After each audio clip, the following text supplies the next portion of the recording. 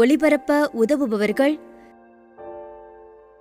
திருமதி Maria Carmel Andrews குடும்பத்தினர், சத்துவாச்சாரி, வேலூர். திரு Andrews Chandrasekaran, இவரின் ஆன்ம இலைப்பாட்சிக்காகவும் குடும்பத்திற்கு இறைவன் செய்த அனைத்து நன்மைகளுக்கு நன்றியாகவும், குடும்ப கருத்துக்கள் நிறைவேற வேண்டியும், குடும்ப ஒற்றுமைக்காகவும் மற்றும் குடும்பத்தினருக்கு நல்ல உடல் உள்ள சுகம் கிடைக்கவும் வேண்டி, தந்தை, மகன், தூய ஆவியாரின் பெயராலே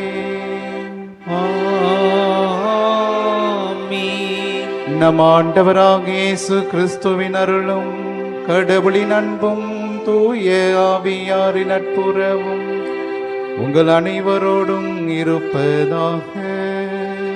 உம் ஆன்மாவோடும் இருப்பதாக. இயேசுவின் அன்புமிக்க சகோதர சகோதரிகளே, தூய மறை நிகழ்வுகளை நாம் தகுதியோடு கொண்டாட நம்முடைய பாவங்களை ஏற்று மனம் வருந்துவோம். எல்லாம் வல்ல இறைவனிடமும் சகோதர சகோதரிகளே உங்களிடமும் நான் பாவியை ஏற்றுக்கொள்கிறேன். ஏனெனில் என் சிந்தனையாலும் சொல்லாலும் செயலாலும் கடமையினை தவறியதாலும் பாவங்கள் பல செய்தேன். என் பாவமே, என் பாவமே, என் பெரும் பாவமே. ஆகையால் எப்பொழுதும் கன்னியான புனித மரியாதையும் வானதூதர் புனிதர் அனைவரையும் சகோதர சகோதரிகளையும் உங்களையும் நம் இறைவனாகிய ஆண்டவரிடம் எனக்காக வேண்டிக் கொள்ள மன்றாடுகிறேன். எல்லாம் வல்ல இறைவன் நம் மீது இரக்கம் வைத்து நம் பாவங்களை மன்னித்து நம்மை நிலை வாழ்வுக்கு அழைத்து செல்வாராக. ஆமென். ஆண்டவரே இரக்கமாயிரும்.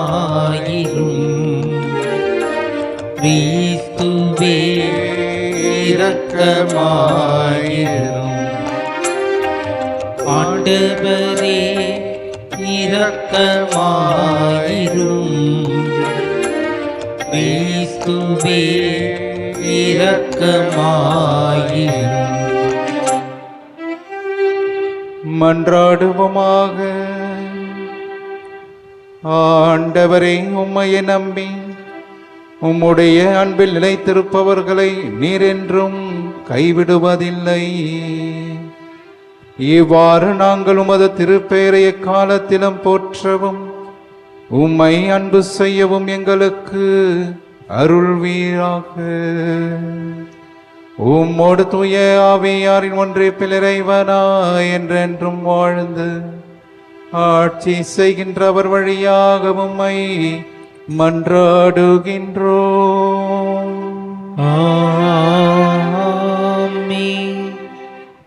அரசர்கள் 2ஆம் நூலிலிருந்து வாசகம்.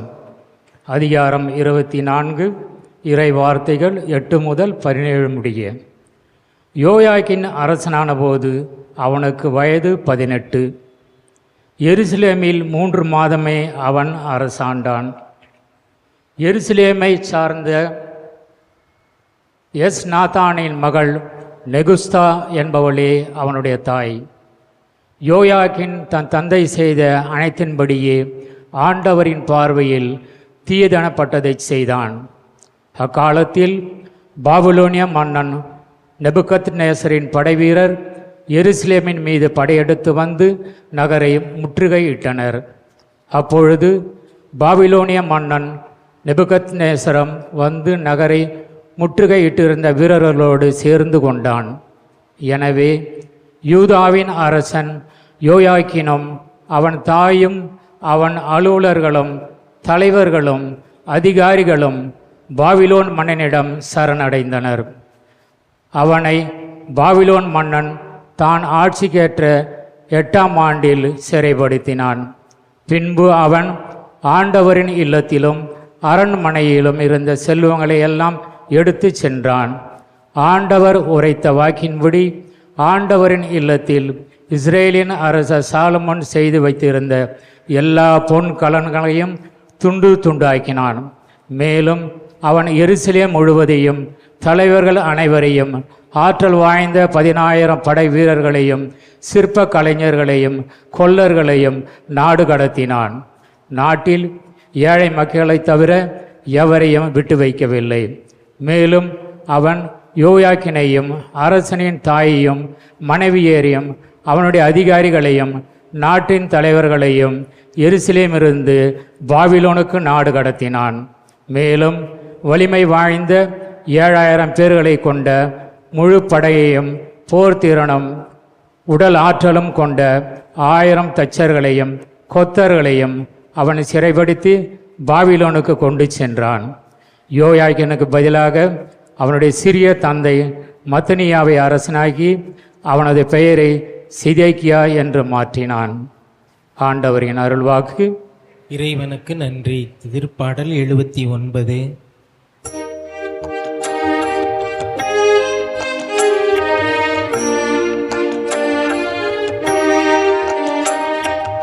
உமது பெயரின் மாட்சியை முன்னிட்டு எங்களை விடுவியும் ஆண்டவரே. உமது பெயரின் மாட்சியை முன்னிட்டு எங்களை விடுவியும் ஆண்டவரே. ஆண்டவரே, இன்னும் எவ்வளவு காலம் நீர் சினம் கொண்டிருப்பீர்? என்றென்றுமா உமது வெஞ்சினம் நெருப்பாக எரியுமோ? மூதாதையரின் குற்றங்களை எம்மீது சுமத்தாதேயும். இரக்கம் எமக்கு விரைவில் கிடைப்பதாக. நாங்கள் மிகவும் தாழ்த்தப்பட்டிருக்கின்றோம்.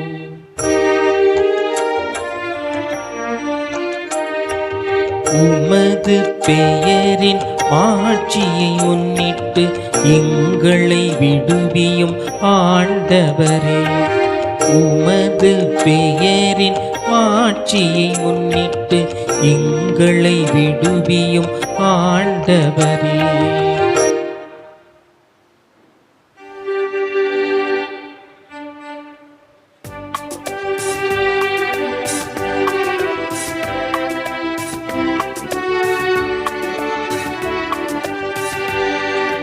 அல்லேலூயா, அல்லேலூயா, அல்லேலூயா, அல்லேலூயா, அல்லேலூயா, அல்லேலூயா, அல்லேலூயா, அல்லேலூயா. என் மீது அன்பு கொண்டுள்ளவர் நான் சொல்வதை கடைபிடிப்பார். என் தந்தையும் அவர் மீது அன்பு கொள்வார். நாங்கள் அவரிடம் வந்து அவருடன் குடிகொள்வோம். அல்லேலூயா, அல்லேலூயா, அல்லேலூயா, அல்லேலூயா. ஆண்டவர் உங்களோடு இருப்பாராக. உம்மான்மாவோடும் இருப்பாராக. புனித மத்தேயு எழுதிய தூய நற்செய்தியிலிருந்து வாசகம். ஆண்டவரே, மாட்சி உமக்கே. அதிகாரம் 7, இறை திருவார்த்தைகள் 21 29 முடிய. இயேசு தம் சீடரை நோக்கி கூறியது: என்னை நோக்கி ஆண்டவரே ஆண்டவரே என சொல்பவரெல்லாம் விண்ணரசுக்குள் செல்வதில்லை, மாறாக விண்ணுலகிலுள்ள என் தந்தையின் திருவுளத்தின்படி செயல்படுபவரே செல்வர். அந்நாளில் பலர் என்னை நோக்கி, ஆண்டவரே ஆண்டவரே, உம் பெயரால் நாங்கள் இறைவாக்கு உரைக்கவில்லையா? உம் பெயரால் பேய்களை ஓட்டவில்லையா? உம் பெயரால் வல்ல செயல்கள் பல செய்யவில்லையா என்பர். அதற்கு நான் அவர்களிடம், உங்களை எனக்கு தெரியவே தெரியாது. நெறிக்கேடாக செயல்படுவோரே, என்னை விட்டு அகன்று போங்கள் என வெளிப்படையாக அறிவிப்பேன்.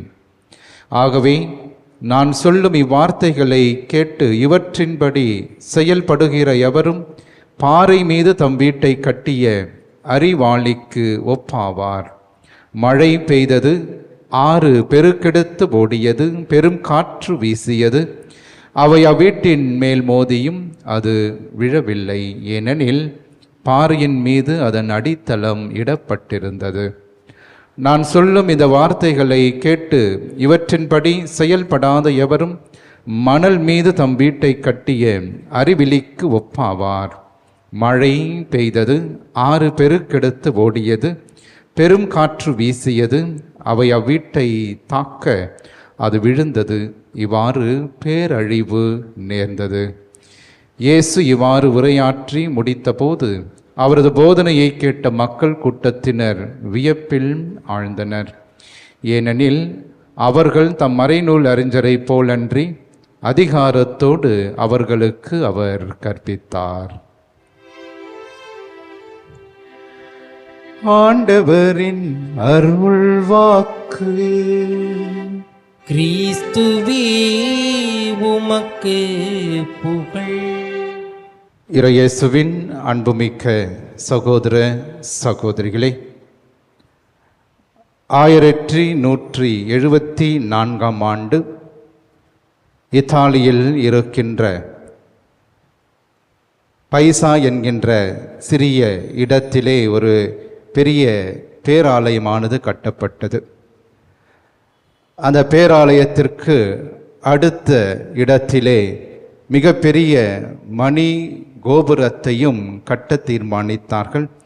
ஆகவே இந்த பெரிய மணி கோபுரத்தை கட்டுவதற்காக மிக முக்கியமான ஒரு கட்டிட வடிவமைப்பாளர் மற்றும் சிற்பியாக இருந்தவர் பொனேனோ பிசானோ என்பவர். அவரை அழைத்து இந்த மிகப்பெரிய பொறுப்பானது அவருக்கு கொடுக்கப்பட்டது. அவரும் அந்த மிகப்பெரிய மணி கோபுரத்தை கட்ட ஆரம்பித்தார். ஏறக்குறைய 185 அடி உயரத்திற்கு அந்த கோபுரத்தை கட்ட வேண்டும் என்று தீர்மானித்தார்கள். ஆனால் 120 அடிக்கு மேலே அவர்கள் கட்டி கொண்டிருக்கின்ற பொழுது அந்த கோபுரமானது சாய ஆரம்பித்தது. இருந்தாலும் அதை பொருட்படுத்தாமல் அவர்கள் ஏறக்குறைய 185 அடி கோபுரத்தை கட்டி அதை மீண்டுமாக செங்குத்தாக நிறுத்துவதற்காக அவர்கள் முடிவெடுத்தார்கள். ஆனால் அவர்களால் எதையும் செய்ய முடியாமல் போனது. ஆகவே இந்த கட்டிடத்திலே எந்த விதமான கோளாறு இல்லை. ஆகவே அதை கட்டிய வடிவமைப்பாளரும் மிக மிக சிறந்த வடிவமைப்பாளர். ஆகவே அவர் பொருட்டும் எந்த விதமான பிரச்சனையும் இல்லை.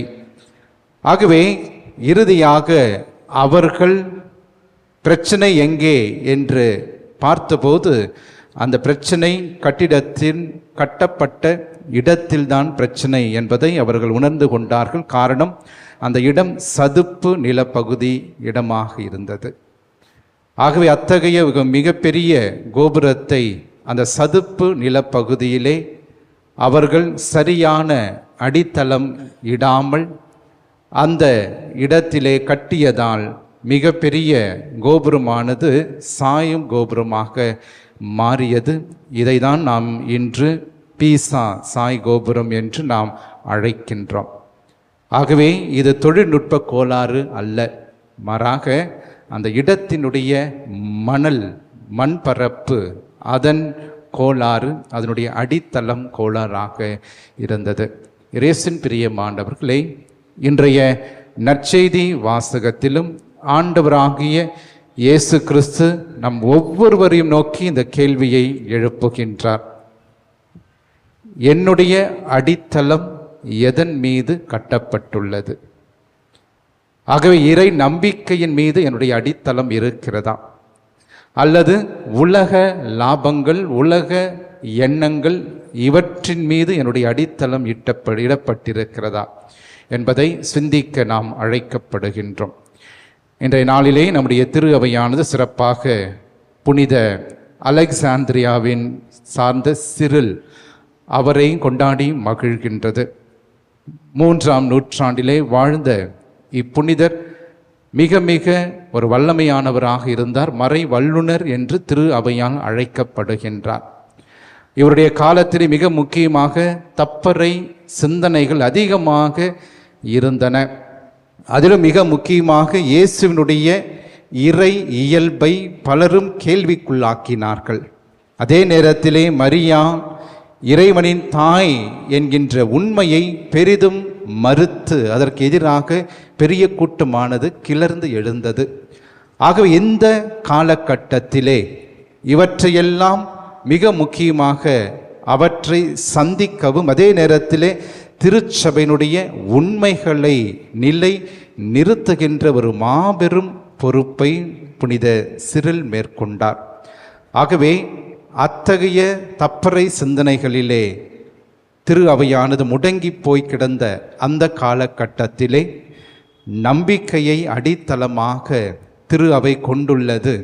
ஆகவே இந்த நம்பிக்கை இயேசு கிறிஸ்துவின் மீதும் அதே நேரத்தில் அன்னை மரியாளின் மீதும் கிறிஸ்துவின் அப்போஸ்தலர்கள் மீதும் இருக்கிறது என்பதை மீண்டும் மீண்டும் பறைசாற்றி அந்த கிறிஸ்தவத்தின் அடித்தளத்தை ஆணித்தரமாக அவர் அன்றைய நாளிலே நிலை நிறுத்தியவராக இருக்கின்றார். ஆகவே நம்பிக்கையின் ஆலோசகராக எல்லாவித தவறுகளையும் சுட்டி காட்டிய ஒரு மிகப்பெரிய மறை வல்லுனராக புனித சிரில் திகழ்கின்றார். ஆக இயேசுவின் பிரியமானவர்களை அத்தகைய ஒரு நம்பிக்கையில் தன்னுடைய வாழ்க்கையை கொடுத்தவன் புனித சிரில். இன்றைய காலத்தை நாம் எடுத்துக்கொள்வோம். இன்று நம்முடைய குடும்பங்களிலே எத்தகைய அடித்தளத்தை கொண்டு நாம் வாழ்ந்து கொண்டிருக்கின்றோம்? நம் அனைவருக்கும் தெரியும், படிக்கின்ற பிள்ளைகளுக்கு அந்த ஆரம்ப கல்வி என்பது மிக மிக முக்கியமானது.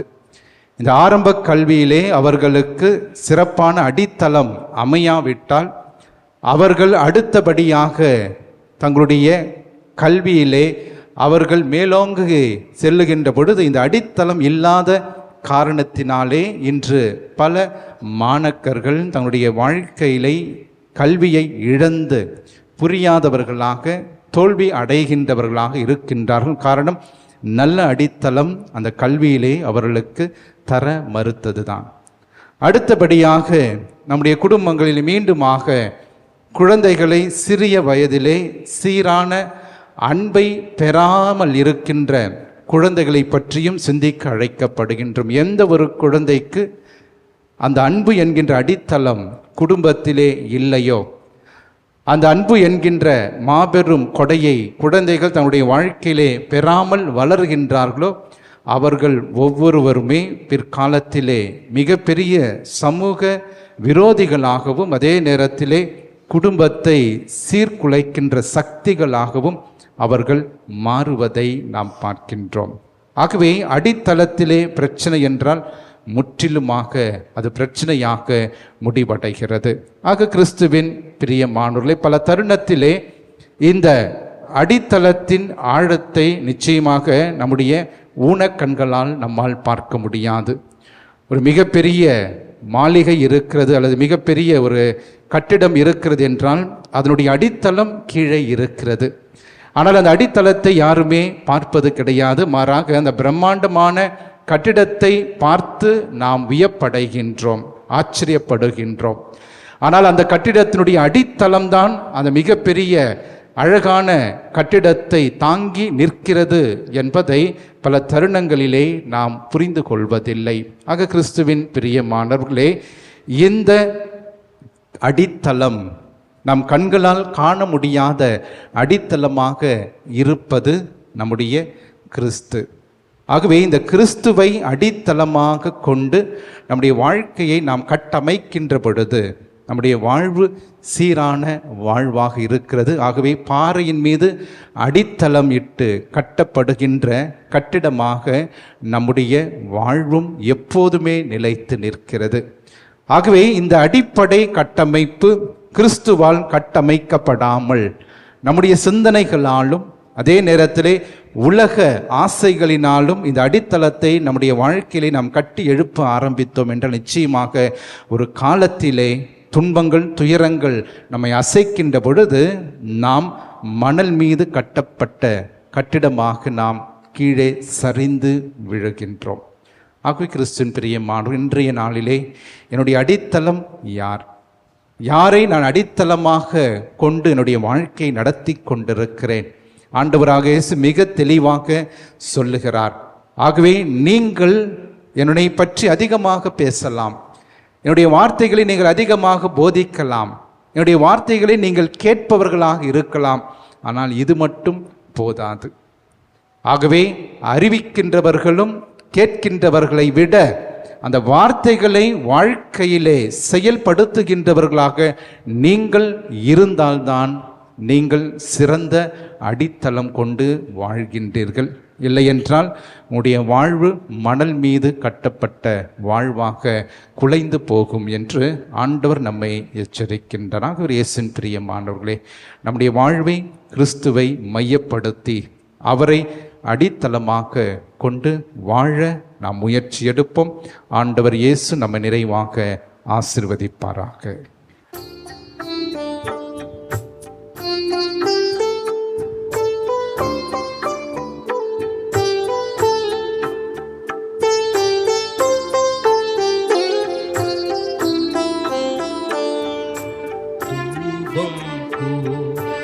இஞ்சபம் உம்மை நோக்கி எழும்பாதோ, வான் நோக்கி எழும்பும் என் கரங்கள் பலியாகாதோ. தூபம் போ இஞ்சபம் உம்மை நோக்கி எழும்பாதோ, வான் நோக்கி எழும்பும் என் கரங்கள் பலியாகாதோ.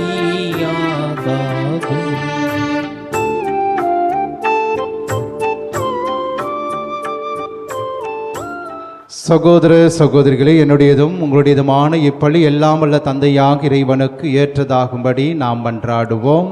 ஆண்டவர் தமது பெயரின் புகழ்ச்சிக்காகவும் ஆட்சிக்காகவும் நமது நன்மைக்காகவும் புனித திரு அவை அனைத்து நலனுக்காகவும் உமது கையில் இருந்து இப்பள்ளியை ஏற்றுக்கொள்வாராக.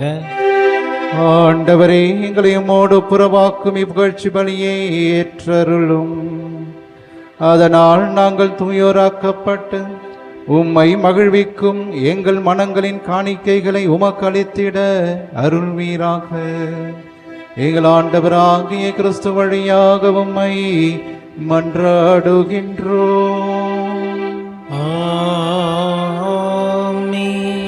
ஆண்டவர் உங்களோடு இருப்பாராக, ஆன்மாவோடும் இருப்பாராக. இதயங்களை மேலே எழுப்புங்கள். ஆண்டவரிடம் எழுப்பியுள்ளோம். நாம் இறைவனாகிய ஆண்டவருக்கு நன்றி கூறுவோம். அது தகுதியும் நீதியும் ஆனதே. ஆண்டவரே, தூயவரான தந்தையே, என்றுமுள்ள எல்லாமுள்ள இறைவா, எங்கள் ஆண்டவராகிய கிறிஸ்து வழியாக என்னாலும் எவ்விடத்திலும் நாங்கள் உமக்கு நன்றி செலுத்துவது மெய்யாகவே தகுதியும் நீதியுமாகும், எங்கள் கடமையும் மீட்புக்குரிய செயலுமாகும்.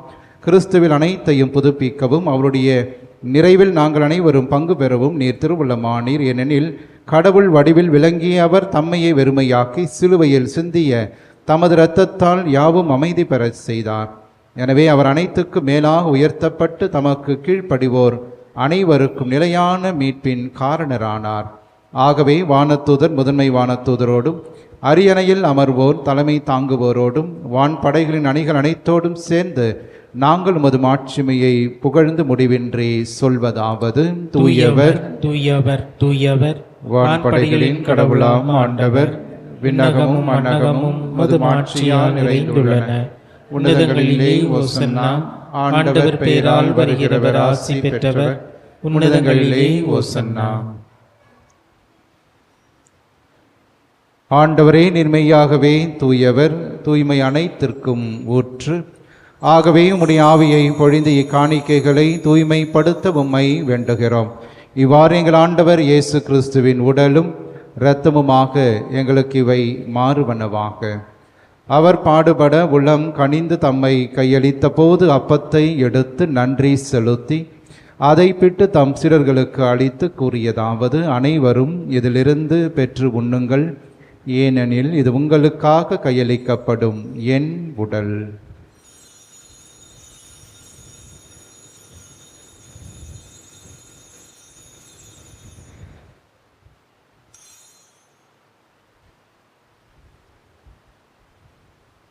அவனமே இரவு விருந்தை அருந்திய பின் கிண்ணத்தையும் எடுத்து மீண்டும் உமக்கு நன்றி கூறி தம் சீடர்களுக்கு அளித்து அவர் கூறியதாவது: அனைவரும் இதிலிருந்து பெற்று பருகுங்கள், ஏனெனில் இது புதிய நிலையான உடன்படிக்கைக்கு உரிய என் இரத்தத்தின் கிண்ணம். இது பாவ மன்னிப்புக்கென்று உங்களுக்காகவும் பலருக்காகவும் சிந்தப்படும். இதை என் நினைவாக செய்யுங்கள்.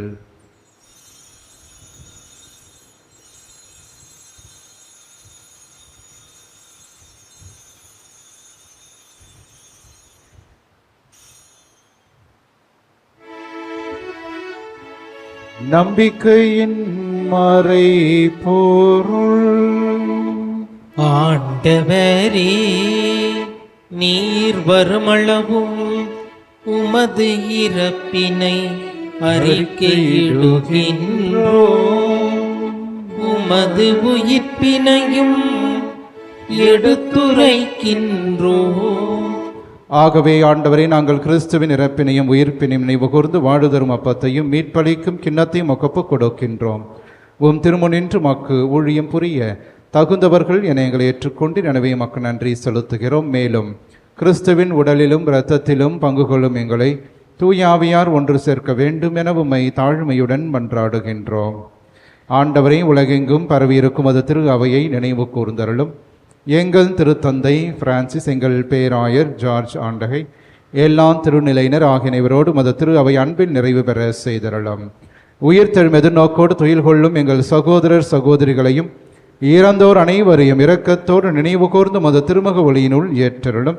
எங்கள் அனைவர் மீதும் இரக்கமாயிரும். கடவுளின் கன்னித்தாயான புனிதமிக்க ஆரோக்கிய அன்னை, அவருடைய கணவரான புனித யோசேப்பு, புனித திருத்தூதர்கள், சிறப்பாக இன்று நாங்கள் கொண்டாடுகின்ற புனித சிறில் மற்ற அனைத்து புனிதரோடு நாங்கள் நிலை வாழ்வில் பங்கு கொள்ளும் தகுதி பெற்று உம் திருமகன் இயேசு கிறிஸ்து வழியாக உம்மை புகழ்ந்தேத்தும் வரமருள உம்மை மன்றாடுகின்றோம். இவர் வழியாக இவரோடு இவரில் எல்லாம் வல்ல இறைவனாகிய தந்தையே, தூய ஆவியாரின் ஒன்றிப்பில் எல்லா புகழும் ஆட்சியும் என்றென்றும் உமக்கு உரியதே. ஆமென், ஆமென், ஆமென். கடவுளை தந்தை என அழைக்க இயேசு நமக்கு கற்றுக் கொடுத்த ஜெபத்தை விண்ணக தந்தையை நோக்கி நாம் நம்பிக்கையோடு மன்றாடுவோம். விண்ணுலகில் இருக்கின்ற எங்கள் தந்தையே, உமது பெயர் தூயதென போற்றப் பெறுக. உமது ஆட்சி வருக. உமது திருவுளம் விண்ணுலகில் நிறைவேறுவது போல மண்ணுலகிலும் நிறைவேறுக. எங்கள் அன்றாட உணவை இன்று எங்களுக்கு தாரும். எங்களுக்கு எதிராக குற்றம் செய்வோரை நாங்கள் மன்னிப்பது போல எங்கள் குற்றங்களை மன்னியும். எங்களை சோதனைக்கு உட்படுத்தாதேயும், தீமையிலிருந்து எங்களை விடுவித்தருளும். ஆண்டவரே, தீமை அனைத்திலிருந்தும் எங்களை விடுவித்து எங்கள் வாழ்நாளில் அமைதியை கனிவோடு அருளும் மன்றாடுகிறோம். உமது இரக்கத்தின் உதவியால் நாங்கள் பாவத்திலிருந்து எப்போதும் விடுதலை பெற்று யாதொரு கலக்கமுமின்றி நலமாய் இருப்போமாக. நாங்கள் எதிர்நோக்கி இருக்கும் பேரின்பத்துக்காகவும் எம் மீட்பராகிய இயேசு கிறிஸ்துவின் வருகைக்காகவும் காத்திருக்கின்றோம். ஏனெனில் ஆட்சியும் வல்லமையும் ஆட்சியும் என்றென்றும் உமதே. ஆண்டவரே இயேசு கிறிஸ்துவே, அமைதியை உங்களுக்கு விட்டு செல்கிறேன், என் அமைதியை உங்களுக்கு அளிக்கின்றேன் என்றும் திருத்தூதர்களுக்கு மொழிந்தீரே. எங்கள் பாவங்களை பாராமல் உமது திரு அவை நம்பிக்கையை கண்ணோக்கி உமது திருவுளத்திற்கு ஏற்பதற்கு அமைதியும் ஒற்றுமையும் அளித்தருள்வீராக. என்றென்றும் வாழ்ந்து ஆட்சி செய்கின்றவர் நீரே. ஆமென். ஆண்டவருடைய அமைதி என்றும் உங்களோடு இருப்பதாக, ஆன்மாவுடன் இருப்பதாக. ஒருவருக்கு ஒருவர் ஆண்டவர் தருகின்ற அமைதியை நாம் பகிர்ந்து கொள்வோம். உலகின் பாவங்களை போக்கும் இறைவனின் செம்மறியே, எங்கள் மேல் இரக்கமாயிரும். உலகின் பாவங்களை போக்கும் இறைவனின் செம்மறியே, எங்கள் மேல் இரக்கமாயிரும். உலகின் பாவங்களை போக்கும் இறைவனின் செம்மறியே, எங்களுக்கு அமைதியை அளித்தருளும். இதோ இறைவனின் செம்மறி, இவரே உலகின் பாவங்களை போக்குபவர். நம்முடைய அன்றாட குடும்ப வாழ்விலே நமக்கு எதிராக வருகின்ற எல்லா தீமைகள், துன்பங்கள், தீராத கடன் சுமைகள், உடல் உள்ளத்தை வாட்டுகின்ற நோய்கள், அழகையினால் வருகின்ற சோதனைகள், இவை அனைத்திலிருந்து நம்மை தினந்தோறும் காத்து வழிநடத்துகின்ற உயிருள்ள இயேசு கிறிஸ்து இவரே. இவருடைய திருவிருந்திற்கு அழைக்க பெற்ற நாம் அனைவருமே பேறு பெற்றோர். ஆண்டவரே, நீர் நிலத்தில் எழுந்தருளி வர நான் தகுதியற்றவன், ஆனால் ஒரு வார்த்தை மட்டும் சொல்லியருளும், எனது ஆன்மா நலமடையும். கிறிஸ்துவின் திருவுடல் திருரத்தம் நம்மை காத்து நிலை வாழ்வு நமக்கு அளிப்பதாக. ஆமென். நன்றியோடு மன்றாடுவோமாக. ஆண்டவரே, உம் திருமகனின் உயர் மதிப்புள்ள உடலாலும் இரத்தத்தாலும் ஊட்டம் பெற்று புதுப்பிக்கப்பட்ட நாங்கள் உமது கனிவை கெஞ்சி கேட்கின்றோம்.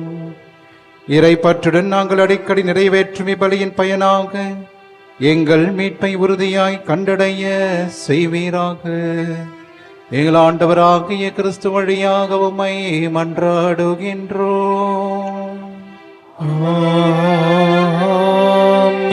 ஆண்டவர் உங்களோடு இருப்பாராக. உம் ஆன்மாவோடும் இருப்பாராக. எல்லாம் உள்ள இறைவன் தந்தை, மகன், தூய ஆவியார் என்றும் உங்களை ஆசீர்வதிப்பாராக.